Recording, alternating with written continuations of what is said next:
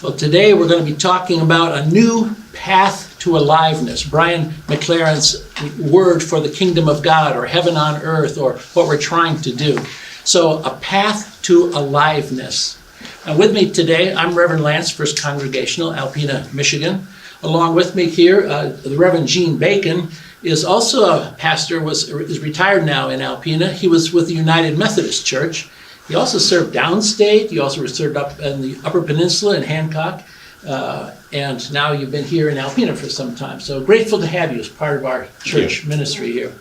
And then also I have with me Lee Copeland, who's a member of our church, a layperson, but one who is very well read and has a long history of religious involvement, long, strong opinions, and we enjoy having conversations, the two of us. Lee, would you just say a word or two about some of your background and what brings you to today, this new path of aliveness?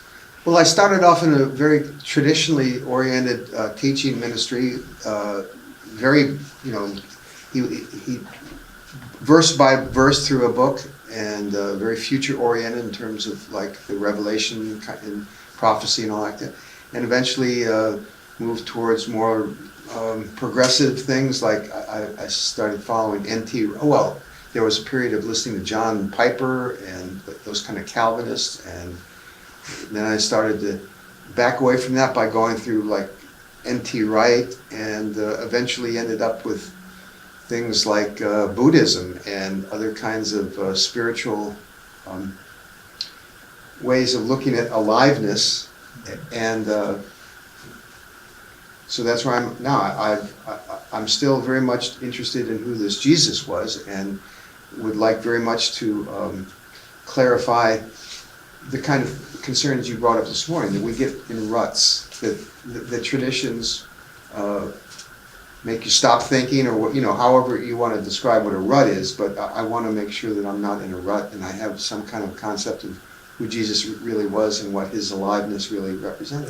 And this is Lee Copeland. And Lee, one of the things I enjoy in conversation with you is you do have a long, strong history of some traditional Calvinist, Reformed perspectives. Right. And then you also have this reach out into new areas, including Buddhism, as you mentioned. So it's wonderful to see that movement. And I think that's really what a path to aliveness is about, a new path. This morning, and it's in this chapter, using example after example, Jesus is telling people that the tradition that has brought us thus far, he's not negating that, he's not breaking the tradition. Instead, he's going to try to find the direction of that tradition, and then have people move forward beyond the comfort zone that we have arrived at, beyond what tradition requires to what God desires. I thought that was a great phrase. Go beyond what the tradition requires in order to do what God desires. And the way that we approach it, both in the chapter and in the sermon, is Jesus has several places where he says, it has been told to our ancestors, the teachings of the elders are thus and so. But I say to you, and there's something else. And Brian McLaren points out, for the traditionalists in the group, for whom the tradition speaks the truth, they don't really want to go in wherever this new area is going to sound like they're destroying it, that this uncharted territory is abolishing the tradition, that it is not honoring, it's dismissing the ancestors. Whereas what Jesus says he is doing is he knows every jot and tittle, he knows every iota of the law, even the smallest of the commandments. He's going to carry them forward, but then at this point moving forward, he's trying to see the trajectory that he's going. And so at that time, it's a very positive one, the intention of relaxing not even one of the commandments, but instead fulfilling it. So it was an interesting mix of the traditionalist who wants to stop here, knowing the tradition, honoring the tradition, faithful to the tradition. Everyone in society sees it that way. And then Jesus says we want to take that tradition another step farther, and then he deepens it, broadens it, makes it more personal, moves it interior, all those kinds of things. So that's what the topic is for today's conversation. So in that, let's begin first with Gene. Was there any particular part of the chapter or the sermon that struck you either as a difficulty or a challenging notion or something that provoked in you? Was there anything like that you say, oh, that hit me? Yeah. Well, a number of things. Actually, I do want to say that I was along your lines. I really like the idea of looking at the tradition as a road, in a sense that comes to an end when the Bible comes to an end, so to speak. And there's a lot of people that want to end it right there and say, well, God said it, I believe it, that settles it, And but I think Jesus is saying that whenever you cut something off and say, this is it, we know everything there is to know about it, this is it, then it kind of withers on the vine, it just dies out. And he is looking to not only be concerned about what tradition requires, or what traditionally was understood by tradition, but he wants to look behind that and say, what is the desire of God? What is the intent of God? And this is why I think he summarizes the commandments. And when people ask him the commandments, he says, love the Lord your God with all your heart and soul and mind and strength, and love your neighbor as yourself. And rather than saying, thou shalt not kill, thou shalt not commit adultery, thou shalt not steal, and so on, he puts it in a positive way, which is a fresh way of putting it, and it's also more challenging for us to learn to love. Well, if you take those two commandments there, the two great commandments, the one of loving God wholeheartedly with all your mind, soul, spirit, that's an all-comprehensive type of thing. And the other laws or traditions would be subservient to that. Is this a loving of God with all your heart, mind, and strength? And then the other, loving your neighbor like yourself, makes it into practical terms. If you really love God and you understand God's desire for the world, then you have to act on that. So I think you're right. He pulled, in that case, the entire corpus of laws into two basic frames. And if you fit within those frames, you got it.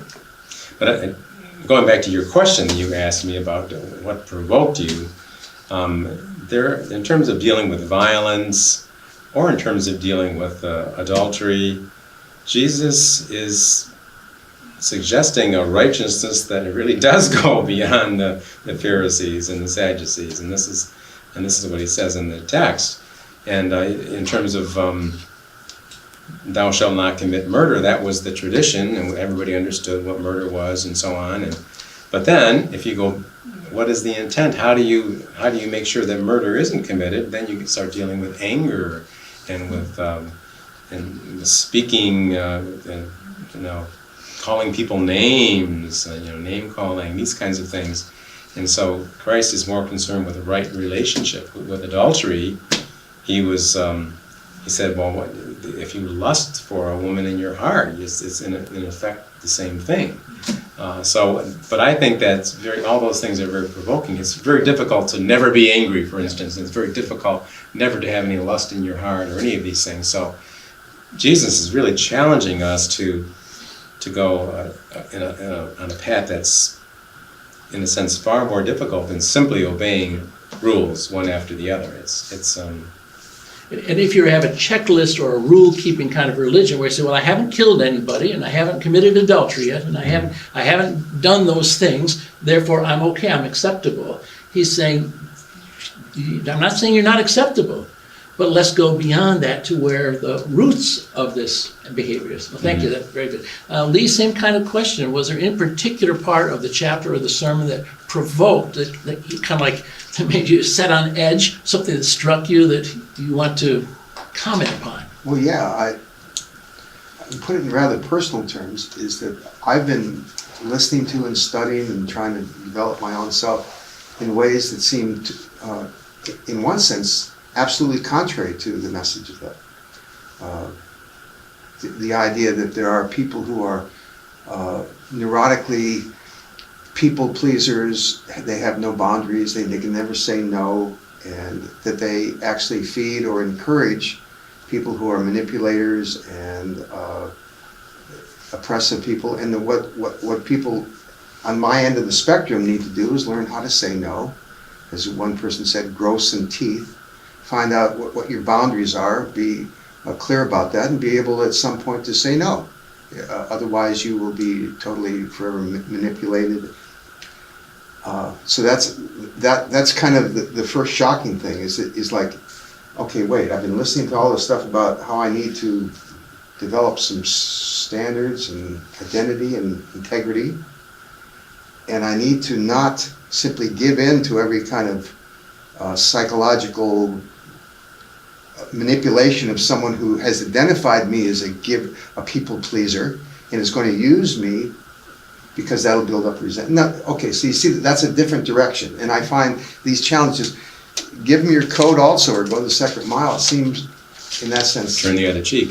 turn the other cheek is a great example. I mean, but I think I've found a way to go beneath that and maybe resolve the tension. I think maybe what Jesus discovered, and a lot of your comments seem to support this, is that it isn't that he discovered you like the rules you said. It isn't that you need to go the second mile or do this and all that. What he discovered was sort of the meta problem that traditions change. That like you said there was nothing wrong with those traditions, but they were stuck in a rut. Now, the way I'm understanding that is, traditions were context dependent. They were right for that time. And perhaps the way to understand the kind of radical, unbelievably harsh, and the word perfect response is that he was supplying an appropriate antidote to something that had gone, that was from the past. It was right for that time. But it's from the past. And we have a new context. It's a new world, and Jesus has discovered the process that's what's happening. That we need to be able to refresh things, and especially when it's become overinterpreted. And now my question: if that's really what Jesus is teaching, not the particulars about give, no boundaries, never say no, is that things change. Doesn't that same dynamic now apply to everything that he just said and everything that we learned, the traditional understanding of what Jesus was teaching in that moment? Shouldn't we apply his basic discovery that things change and you can't get stuck? Shouldn't we learn from that what he taught us in that moment and say, this business about that's the tradition, let's not get stuck in a rut? I agree with you in two ways. One is that Jesus was looking at the road that brought to that moment in his context and said, here's some creative ways that we can approach it. Brand new ideas that no one, not the traditionalist, was thinking, nor the one who was going to be the defier of tradition. They weren't thinking in those creative, constructive new ways. If we then turn his creative, constructive new ways that were antidotes to the issue then, right, into new rules and checklists that we have to keep in order to be Christian, you have to turn the other cheek. So it doesn't matter how many times he's beat you up, woman, you stay in that marriage. Like, no, you're turning it back into a rule now that we have to do. Whereas, catch the tangent. The tangent was allowing people to stand with dignity, to be able to not back down and yet also not confront with violence. So the issue, or the intent that was in there, we need to apply to our day. Not the rule keeping of now you have to walk a second mile. You have to. The problem is we tend to take new, creative, constructive steps forward and say, that's the new now. That's the new rut, or that's the new rule. Let me crank it up one little bit. Okay. That perhaps, and this is what I want to find out, perhaps the situation is so different then and now that what he was dealing with was a society and individuals who were so off in the oppressive, self-concerned, non-empathetic, non-giving world that he had to provide these very strong antidotes to bring it back. And today, perhaps we are so far on the other side that if Jesus was in the same situation, he would actually be preaching things that took us more back towards that. I think you're absolutely right. There's no challenge. There is a challenge, but it's not that we have to keep the point of view that he had then. It's the task that we're given is look at the tangent, or look at the direction of the tradition. Where was it then? Where did Jesus take it? Where has it gone in the last 2,000 years? It might be opposite. That's why I say crank it up. It might be actually the opposite direction. Yeah, well, that's why we have to find what the direction is and say, in today's world, if we are the oppressors, to use the example of, and then it was the Roman Empire was oppressing the people. They felt put down, they felt slapped down, they felt like they had no power. And so the rage against that, the desire to throw that over was very strong. If today we are the power brokers, we're the ones that have the portfolios on Wall Street, we're the ones that our votes count in the power politics, we may not be in that role. But if we're in a different role, then we have to look and say, well, where was the direction? What if the pathology is not in over-control, but we're now in a postmodern world where there really isn't anything such truth there? Any truth claims are simply power plays. We're in a world of imagine, as it was sung this morning. In other words, we're off in a world where openness and forgiving and everybody's right, whatever they believe, needs kind of a push back towards hierarchy and authority and integrity and rules and truth. That's kind of my point. I think if Jesus were here today, he would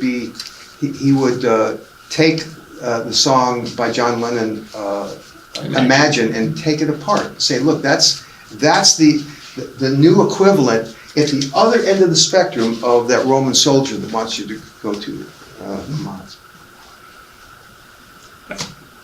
I don't know how I feel about that exactly, but I do think that in terms of making Jesus' teachings into new laws, I don't think there's so much of a danger in that, because Jesus was so radical for his time that he still remains radical even today. I mean, the idea of turning the other cheek, his teachings have been applied by Gandhi in India and Martin Luther King and with the marchers in Selma, Alabama and so on. They practiced this non-violent resistance. They were not weak or meek. They marched forward, but they didn't resist. They didn't fight violence with violence or fire with fire, fire with water in a sense. So, they were applying Jesus' teaching, and I think it was very effective for the civil rights movement and for India's independence from Britain. So I think Jesus' teachings are still very powerful because they were so radical that most people today can't really live by them. Can I respond to that? Because Okay. Yes. then that's the choice that I'm struggling with. Was Jesus trying to teach that meta lesson that things change and you always have to update? Or, very different, he was trying to present some ideas, exhortations, rules, whatever you call them, that were not subject to that change. He was trying to be so radical and so pure, and your word was universal or something like that, that he was trying to find a statement of aliveness and the kingdom of God that would not be subject to that context, and it would be universal and could not get old. So he either is discovering and teaching us the process that everything gets old and things must always change, or that's the way it was, but now I'm telling you something that will never change, that this kind of universal love, or whatever, however characterize this, is not going to be subject to that kind of... I think he was. I think he was. Some of the things Jesus was teaching were sort of universal things. Like, basically he was saying that it's not so much, we shouldn't be so concerned with being right and getting our way of winning, but we should be concerned about relationships. And the things he was doing or telling us about were things that would build relationships. Settle things with your brother outside of court before you're taken to court, and so on. And place your gift before the altar, and then return and be reconciled with your brother. So he's lifting up the value of relationships and community and love, and saying it's not so important to keep track of who's right and who's wrong, and am I winning or am I more powerful than this guy or whatever. It's all about relationships, and I think that's always going to be true. It's sort of a universal concept. Where do you find in that teaching any encouragement for establishing some kind of appropriate boundaries, or the ability to say no to some kind of abusive or malign request or demand on you? When do you say no?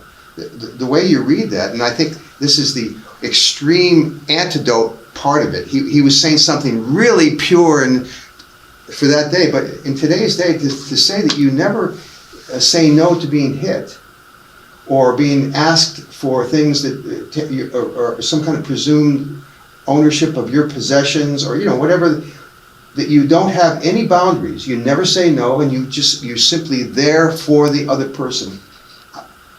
I don't think that's an appropriate thing today. I don't. Well, go ahead. I was going to think, for the last 2,000 years, that hasn't been tried. I mean, some people have, St. Francis of Assisi, maybe Mother Teresa, who's now a saint. There are some people who stand out as ones who are able to do that in a very public way. But most people have a real tension about those things. It's a struggle, it's a challenge. We talked about it a few weeks ago about, that's the target, that's the ideal, that's the bullseye we're aiming toward. but our arrows don't get very far. And sometimes, folks, I don't even want to aim in that direction. So it's still a challenge. The radicalness of his proposals are still a real challenge to this day after 2,000 years of hearing them. But at least it gives us a direction. Think back to the comment you were having about how it's all open and everybody can kind of go whatever direction, everything is open. The first part of that Sermon on the Mount that we were reading today says, do not think that I've come to abolish the law and the prophets. Do not think that even the least of the commandments, I'm going to not only hold them up, every jot, every dot, every iota, every jot and tittle, I'm going to remind us of that, because that is what is. It's what's brought us to this moment. But now that we're at this moment and we're saying, okay, this is the rule and we've succeeded and this is our end point, he says now we're going to take that direction that we were on and go one step further. And in one case, he says, don't just stop at not killing the person. Look at how you got angry at him, precipitating the violence later. Look at the name calling. That was what he said. The second step is dealing with verbal violence, name calling, which exacerbates the anger, which precedes the physical violence, which leads to the murder. So he says, here's the path. And so there's a tangent. It's not anything matters. Like, go ahead, kill. I'm not saying start killing. Instead, don't murder, and don't even do the things that lead to the desire to have murder be the result. So he goes back, the verbal violence, name calling. And I said in my sermon, it's not in Brian McLaren, but I believe Jesus would have us put an end to the cyberbullying on social media, the ad hominem attacks in our political debates, calling your adversary a fool, all that. For God's sake, in Jesus' name, let's stop it. It doesn't do anybody any good. Well, that's step 2. One is to deal with the anger. Number 2 is stop infuriating and exacerbating by calling people names. Thou fool. There's a lot of that in the news on a daily basis. So we haven't even reached the point of the tangent that he pointed to, let alone to say, well, everything doesn't matter. It does matter if you follow the tradition in a direction. Maybe the confusion is that I'm applying it on a very personal level. I think there are people like me who need to hear a message of, look, you're the classic codependent, you're empathetic, and you always look out, you're concerned about what other people think, and that means you don't know how to negotiate. You're going to be the tool of more self-centered, narcissistic people, and you're going to be abused, and that's not helpful to you or them. So on a personal level, this business of no boundaries, give everything, anytime anyone asks anything, is precisely the thing that's wrong with me. I don't think Jesus is saying that we should not resist evildoers, but... Exactly what he said, isn't it? I know, as soon as I said that, I thought you were going to say that. Yeah, do not resist evil. But I don't think he meant that we should not... there should be some form of resistance. I mean, he means, when he says do not resist evil, he means don't fight evil with evil or fire with fire. If they're striking you with a rod, turn away or whatever. But and I think it does work. Think about the in Ireland when you had the Protestants and the Catholics going at it, and the IRA and all this, and that went on for generations, where people were just killing and then counter-killing and killing in revenge and so on. And the Hatfields and McCoys, all these kinds of things. Eventually, someone's got to stop and resist by not resisting, so to speak. No, that's not what I meant. Resist by some means other than the copycat violence or the revenge. Well, I agree with that. So the question might be, when do you? Oh, here's the question. Isn't there a risk that going the second mile actually encourages or reinforces the bad behavior, the malign behavior of the Romans? Isn't giving someone the second coat perhaps helping to destroy someone who has become totally dependent and is always lazily presuming to take your stuff? Aren't you encouraging or reinforcing someone who's got a violent anger management problem, that when you hit them, you just turn the other cheek? This can actually have bad effects if you don't have some kind of way to say no. It could have bad effects, but it might have good effects. It might shame the other person that's doing this smacking, and you might feel ashamed that the other person simply turns the other cheek. And But if the person is very brutish and just enjoys violence and is sadistic, then it might not work. There's no guarantee. The reason it won't work, from what I've been studying, is that these things, whether you have a basically a narcissistic, non-empathetic nature, and you use people, or you're totally codependent, a people pleaser, this goes way down deep into like when you were a child, and it's not going to be changed. And some kind of little demonstration like that is going to have zero effect. Now here's the way the tradition needs to be updated. Jesus was talking into a world where they didn't have that kind of deep psychologically demonstrable. Right. So now Codependence No More, a book like that is really more appropriate for people with those issues.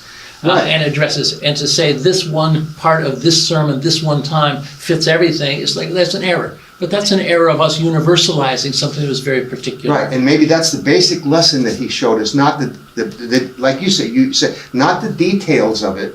So let's not go into the details of what he said. Let's not Let's not make new rules where he's opening new possibilities. And the meta rules is that rules change. Just two very quick things here. There is one piece in there where Jesus says, let your yes be yes and your no be no. Okay, so the answer is yes, we have permission to say no. No is a complete sentence. No doesn't need anything more. And we need to say that. And Jesus said yes means yes and no means no. And you're fudging it. You're playing silly verbal games. You're talking your way around the truth. The other thing is Guru Mohandas Gandhi, who was a lawyer in South Africa, he's the one who said that the law of Talion, if we have eye for eye and a tooth for a tooth, pretty soon the whole world is blind and toothless.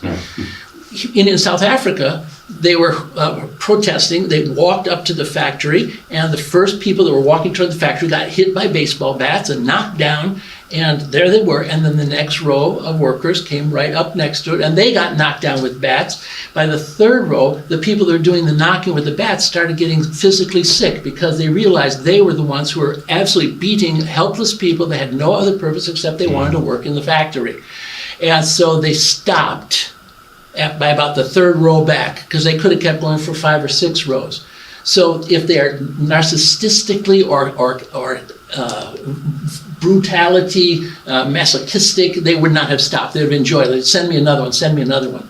But most people who have any sense of moral conscience, any at all, will realize I'm on the wrong side of this battle, and I didn't know it until I did a few of these. But if you run into someone who does not have any of that empathy, which some of the Nazi thugs were like that. But let's not make our policy based on the thugs who have no empathy, the total sociopath. Let's not make our goal and our ideal. Let's presume that most people have a glimmer. And I think Jesus believed there was a glimmer of the image of God in every person he met, regardless of how far off the scale they had fallen. And he was creatively finding new paths so that they too could join in the aliveness movement. I think our time is up. I think the camera probably has already stopped. What do you think? It's still recording. It's still recording. Well, thanks for being with us here today. We're going to call it quits because we got to get over to the rabbi. Yeah. If you push the button, please. Thank you, one and all. Thank you.